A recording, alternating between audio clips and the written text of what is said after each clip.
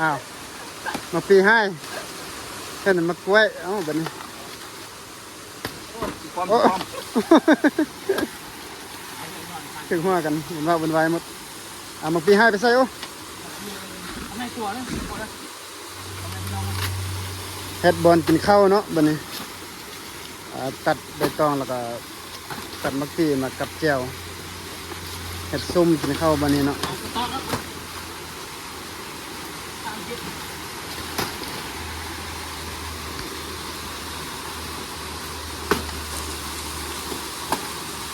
ระวังเด้อระวังเด้อเด้อ เอาละครับพี่น้อง โอ้คัก RPG นี่นะ อันนี้เนาะภาษาลาวนั้นเอิ้นว่ามากปีนะแต่ว่าถ้าเป็นอังกฤษเนาะหรือว่าภาษาอังกฤษนั่นเองเอิ้นว่ากระเตาะกระเตาะ กินกับแจ่วเนาะกินกับแจ่วเนาะแซ่บ กับแก้วเอสทางไทยเนาะตำเนียง โอเคได้กับแจ่ว เอสทางไทย